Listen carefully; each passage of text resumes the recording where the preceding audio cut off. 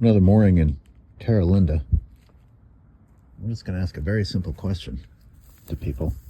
When they come along and chop stuff up like this, how do you expect to not end up doing the same thing over and over and over and over and over again?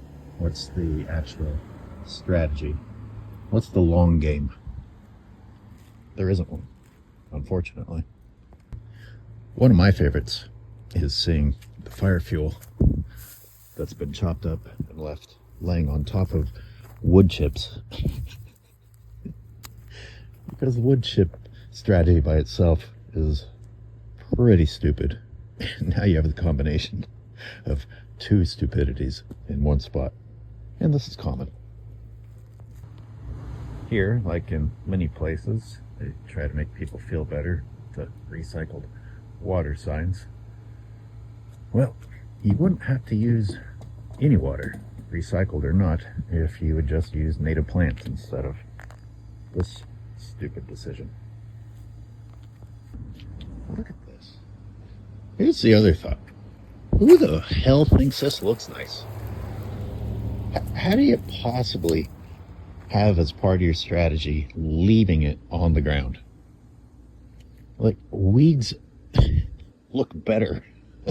As bad as they look better before you chop them up. Take a moment and really digest what you're looking at. Dang. Does anything describe this better than ugly? Maybe ugly and stupid? Now let's address the excuse makers, because I'm sure somebody's saying, oh, well, not everything can be amazing. Not everything can be beautiful. It's too much resources. Actually, wrong. Being smarter will solve that for you. This could easily be California poppies without you having to do anything except allow them to be there. So once again, I'm going to pan from the hill down to right here and remind everyone that the yellow that you see up on that hill is this. Now, I thought it was funny that my friend didn't even notice this until I pointed it out, which just goes to show how my mentality has changed. It's not just the absurdity of human beings going around and thinning forests because of fear of fire while allowing this right next to a wooden fence. But taking it a step further is the insanity that someone decided, let's edge it right here and stop here. And this continues the whole way down. What is happening in the human brain? And then, of course, on top of all of that is the fact that, once again, as if it wasn't dumb enough to only edge a certain section, you edge it and leave it on the ground. And as my friend pointed out, if an ember were to make it from a fire up on the hill down to here, well, this looks like a pretty ignitable area. Indeed it does. What did that do to stop that from happening? In fact, did they not actually contribute more to the possibility of it happening? You know what might resist that ember? A native, perennial California fire-resistant plant. To replace these weeds that come back year after year after year when you do this stupid crap. Look at this wasted ground right here. When I say wasted, I'm talking about people that worry about bees disappearing and butterflies disappearing, etc. This could be a bee and butterfly sanctuary. Just this tiny little rectangle. Just put native California plants that once they're established don't even need any help. Right here.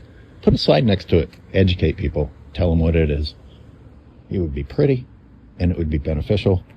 and would certainly be more fire resistant than that shit.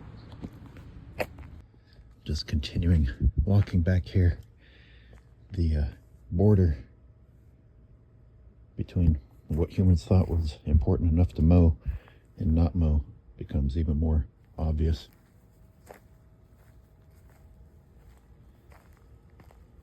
Really would get a kick out of interviewing whoever is the policymaker here.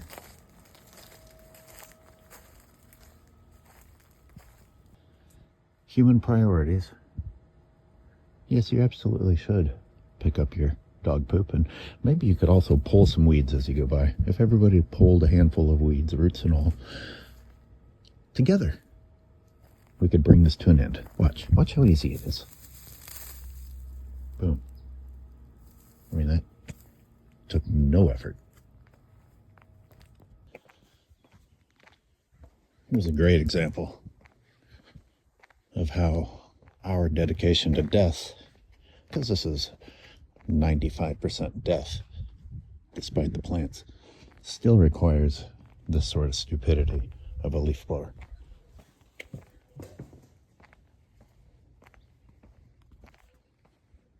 Because when you're worshiping death, the presence of life in the form of a leaf, for example, becomes unacceptable. Here's a wake-up call for you. Another example of the stupidity of chopping and leaving behind. But not just that. Right next to the proof that what I say takes place. Here's the next green generation next to the old one. The same fucking problem comes back because the strategy is dumb. I've been jogging up this street and I just wanted to note that this theme continues on and on and on. So much land that could have positive vegetation that instead is somewhere between deathscaping and the fire fuel plants that are going to come back even when you engage in deathscaping. You know, this, other than the weeds chopped up and laying on top of it, this is bare compacted soil in between the handful of plants that are allowed to be here. That's dumb. And the other thing is, even if you take comfort in bare soil in between the plants you select, you need to acknowledge that these plants just won't be stopped unless you bring in the assistance of native plants that will take over the territory and basically be on guard fighting against the return of these plants. But if your dedication is to there being no life, well, the wrong life still will find a way. So you weed whack it, then you spray it with herbicide, all in this equally stupid dedication to death in between selective life. And this is going to continue the whole way. It's resources. Everything I just described is humans using up resources to achieve this. You could achieve beautiful native landscaping and get rid of the resource waste. Speaking of resources,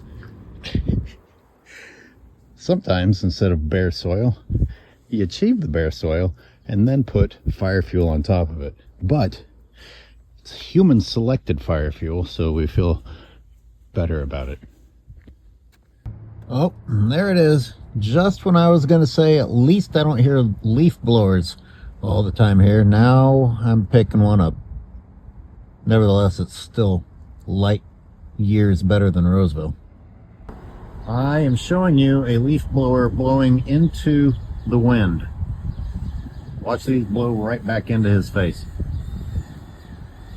In fact, what the fuck is he doing at all? What the fuck are you doing?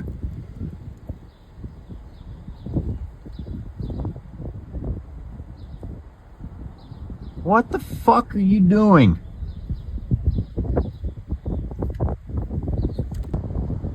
document the wind really quick. Back in the neighborhoods of Terra, look what's laying on the ground. Shredded fire fuel. Next to people's homes. And what's up on the hills? Same plants, just further away. There, that's pretty hard to deny.